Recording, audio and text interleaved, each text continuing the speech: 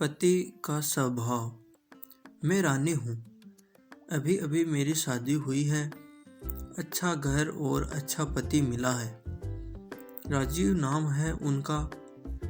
उनके पिता के 2 भाई है।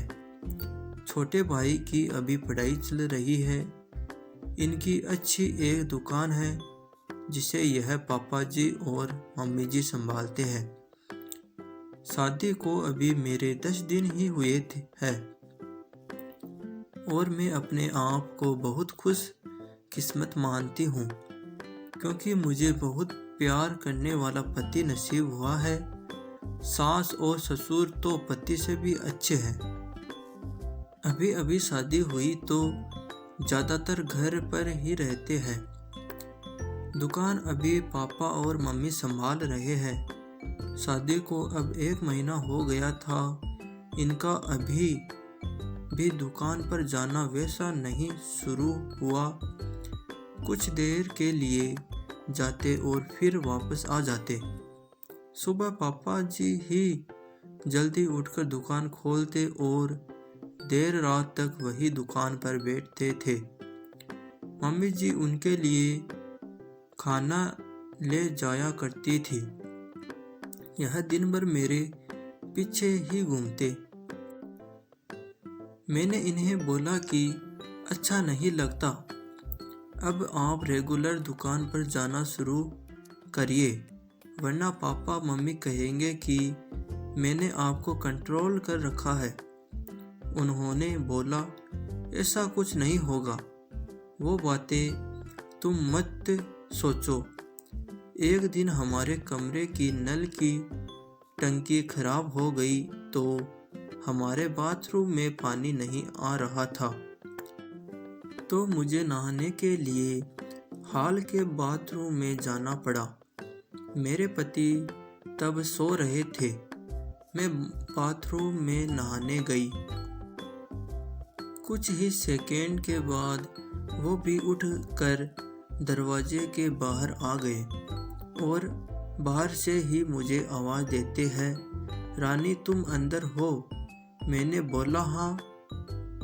अपने रूम में पानी नहीं आ रहा था, इसलिए मैं बाहर आकर नहा रही हूँ।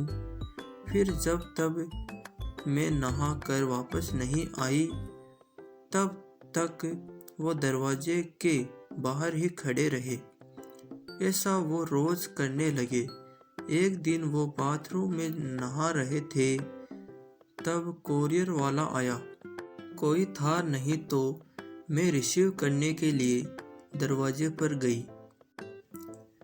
मैं अभी उससे बात कर रही थी कि यह बाथरूम से टॉवल में ही भागकर आए। आते ही मुझे जोर से कहते हैं कि तुम अंदर जाओ।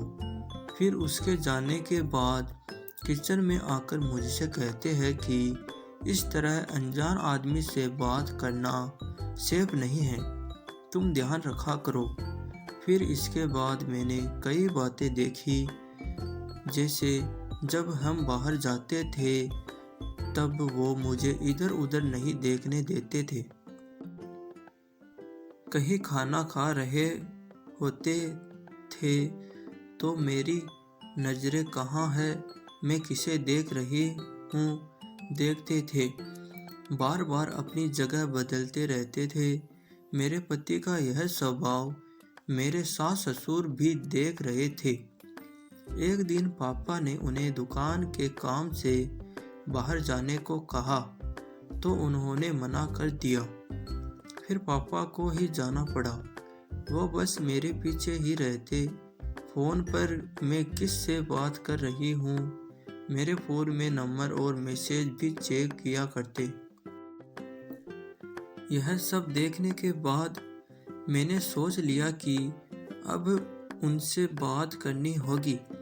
इसलिए फिर एक रात मैंने उनसे कहा कि आपको मैं कैसी लगती हूँ? वो बोले बहुत अच्छी। मैंने कहा आप मुझ पर विश्वास करते हैं? वो बोले क्यों, क्या हुआ? मैंने कहा कि आप जो यह सब कर रहे हैं यह ठीक नहीं लग रहा है। मैं चाहती थी कि मुझे बहुत प्यार करने वाला पति मिले। आप बिल्कुल वैसे ही हो जैसा मैंने सोचा था, लेकिन आप बहुत ज़्यादा पॉसेसिव हो। क्या आप मुझ पर शक करते हैं? क्या आपको लगता है मैं आपका भरोसा तोड़ूंगी? वो बोले, नहीं, ऐसा नहीं है। फिर मैंने कहा कि आपसे अच्छा पति मुझे नहीं मिल सकता, लेकिन आपको अपने पर थोड़ा नियंत्रण और मुझ पर विश्वास रखना होगा, वरना यह आगे चलकर हमारे लिए ही झगड़े और लड़ाई का कारण बनेगा। मुझे पता है शायद आपको मुश्किल लगेगा, लेकिन आप थोड़ा थोड़ा बदलिए, मैं आपके साथ हूँ। वो बोले, हाँ, मैं कोशिश करूँगा। अगली सुबह मैंने उनको उठाया और कहा कि दुकान आप जाएंगे और खाने के पहले नहीं आएंगे। मैं घर में ही हूँ, चाहे तो आप फ़ोन कर लेना। वो जैसे तैसे मन मार कर गए, कभी रूठ कर तो कभी प्यार से। धीरे धीरे उनकी आदत में सुधारने की कोशिश कर रही हूँ। मैंने एक पत्नी ही अगर पति को नहीं समझेगी तो कौन समझेगा? बहुत हद तक मैंने उनका स्वभाव बदल दिया है। बात को बढ़ाना नहीं, बात को किस तरह से सुलझाया जाए यह सोचना चाहिए। हम दोनों में एक बात तय हुई कि हम एक दूसरे के मन में क्या चल रहा है हमेशा एक दूसरे को बताते रहेंगे।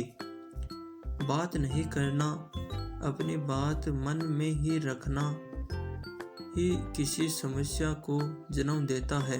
आपको यह कहानी कैसी लगी कमेंट कर ज़रूर बताइए। इसी तरह की कहानियाँ आप यहाँ पढ़ सकते हैं। और इस वीडियो को लाइक कीजिए और इस चैनल को सब्सक्राइब कीजिए। धन्यवाद।